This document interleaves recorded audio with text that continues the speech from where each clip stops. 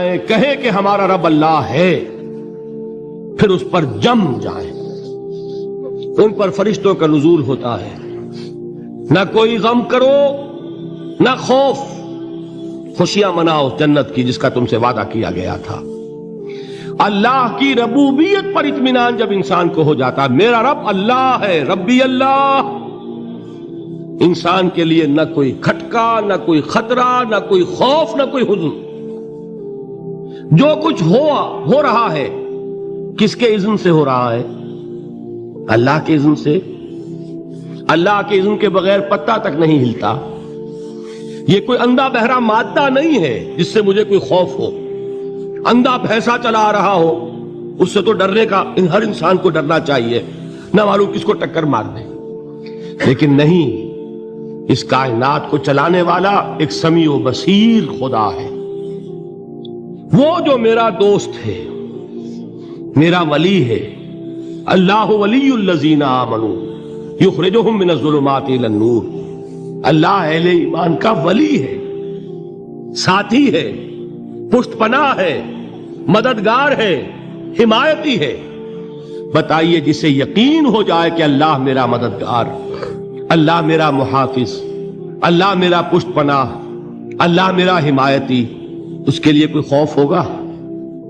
اسے کوئی ڈر ہوگا؟ میں مثال دیا کرتا ہوں ایک بہت سادہ پنجاب کے دیہات کی. وہ بڑا چودھری ہے اور کوئی غریب کسان ہے. اس غریب کسان کے جانوروں کو ہر وقت اندیشہ ہوگا چوری کا. کوئی میری بھینس کھول کر نہ لے جائے, کوئی میرا بیل کھول کر نہ لے جائے. لیکن جس کے بارے میں یہ سب کو معلوم ہو کہ وہ جو بڑا چودھری ہے وہ اس کا دوست ہے, اس کی بچیا کو کوئی خوف ہوگا؟ اس کی بھینس پر کوئی ہاتھ ڈالے گا؟ اسے کوئی اندیشہ ہوگا؟ نہیں. کیوں؟ کہ وہ بڑا چودھری, بڑا اس کا یہاں کا سردار, جاگیردار, سب کو معلوم ہے وہ میرا دوست ہے, کوئی میرے خلاف اقدام نہیں کر سکتا. اس دنیا میں یہ چھوٹی سی بات اگر آپ کے دلی اطمینان اور سکون کا باعث بن سکتی ہے تو ذرا تصور کیجئے. میں لفظ تصور استعمال کروں گا صرف اس لیے کہ اس کا ہم جس کو کہتے ہیں ادراک اور شعور کر نہیں سکتے, اگر کے ساتھ کر سکتے. اگر یقین ہو کہ اللہ میرا مددگار اور یقین ہو کہ اللہ ہر آن میرے ساتھ ہے, پھر کوئی خوف, کس کا خوف؟ کوئی شے اللہ سے بالا تر ہے؟ کوئی قوت اس سے زیادہ طاقتور ہے؟ کوئی اس کے ارادے کو بدلنے والا ہے؟ کوئی اس کی مشیت کے آڑے آنے والا ہے؟ یہی بات ہے جو حضور نے فرمائی. یہ ایمان کا حاصل ہے لب لباب کہ دیکھو اچھی طرح اس بات کو ذہن نشین کر لو. اگر تمام انسان مل کر تمہیں کوئی نقصان پہنچانا چاہے نہیں پہنچا سکتے مگر جو کچھ اللہ نے لکھ دیا ہو, اور تمام انسان مل کر تمہیں کوئی نفع پہنچانا چاہے نہیں پہنچا سکتے مگر وہ شے جو اللہ نے طے کر دی. آپ پھر میں کہوں گا ذرا طاری کیجئے, اسے فرض کیجئے, اسے سوچئے. اگر اس حدیث پر ہمارا دل ٹھکا ہوا ہو تو کسی سے ڈر ہوگا؟ یہ مجھے نقصان نہ پہنچا دے, یہ میری رپورٹ خراب نہ کر دے, یہ میری انکریمنٹ نہ رکوا دے, یہ میرا یہ نہ بگاڑ دے, یہ میرے یہ نقصان نہ پہنچا دے. اس کا ڈر, اس کا ڈر, اس کا خوف, اس کی خوشامد, اس کے لیے جا کر طرح طرح سے اپنی عزت نفس کو ذلیل کروانا اس کے سامنے. یہ سب کچھ کیوں کرتا ہے انسان؟ جب سمجھتا ہے کہ اس کے ہاتھ میں میرا کوئی نفع ہے, اس کے ہاتھ میں میرے لیے کوئی ضرر ہے, یہ مجھے کوئی گزن پہنچا سکتا ہے, یہ مجھے کوئی نقصان پہنچا سکتا ہے, یہ میرا کوئی کام بنا سکتا ہے, یہ میری کوئی ضرورت پوری کر سکتا ہے.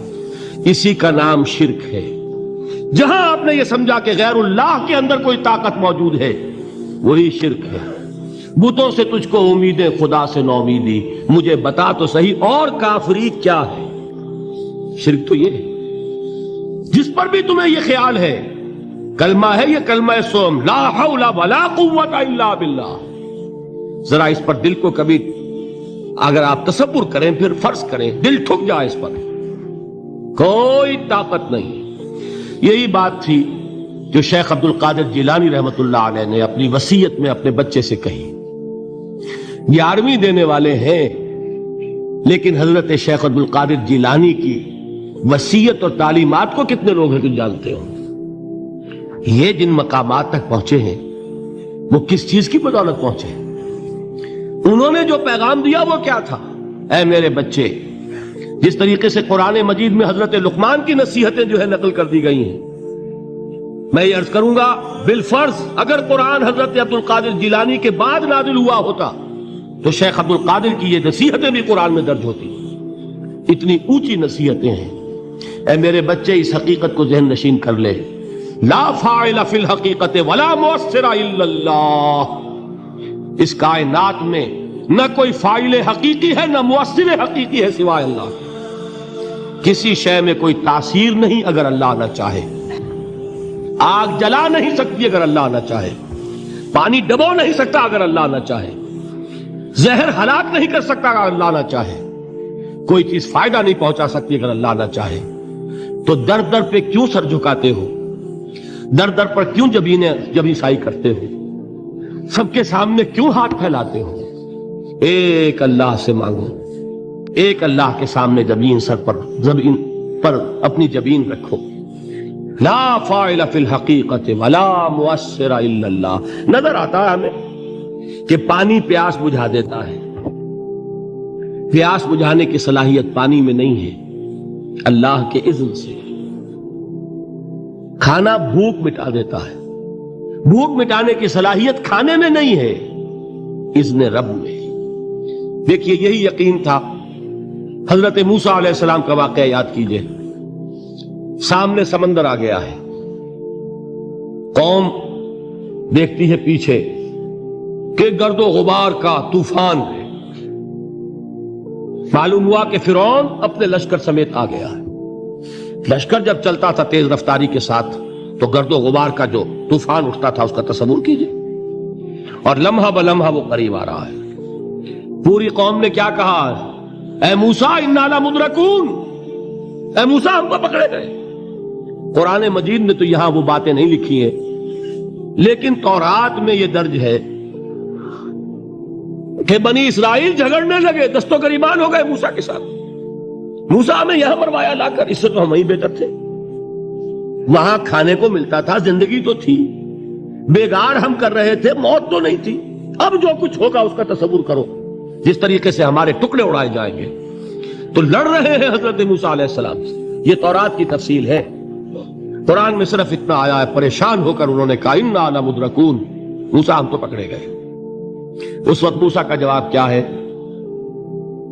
کلا ان معی ربی سیہدین. نہیں، میرے ساتھ میرا رب ہے، وہ راستہ دے گا.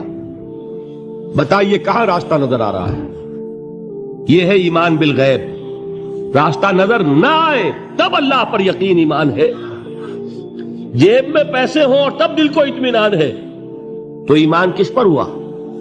پیسے پر، اللہ پر نہیں. جب وسائل و ذرائع نہ ہو اور پھر یقین ہو کہ اللہ مسبب الاسباب ہے، وہ اسباب کا پابند نہیں ہے، وہ اسباب کا محتاج نہیں ہے، اسباب اس کے محتاج ہیں. اگر یہ یقین ہے تو اللہ پر ایمان ہے. یہ نہیں ہے تو تمہارا ایمان اسباب پر ہے، وسائل پر ہے، ذرائع پر ہے، مادیات پر ہے، اللہ پر نہیں. اس وقت کہاں راستہ تھا؟ کوئی راستہ تھا؟ سمندر ہے اور ادھر سے لشکر آ گیا ہے. کلا ان معی ربی سیہدین. اب دیکھیے ایمان کہہ دینا آسان ہے، ہوا معکم اینما کنتم، جہاں کہیں بھی تم ہوتے ہو اللہ تمہارے ساتھ ہوتا ہے. لیکن اس کا یقین قائم ہو جائے تو زمین و آسمان کا فرق واقع ہو جائے.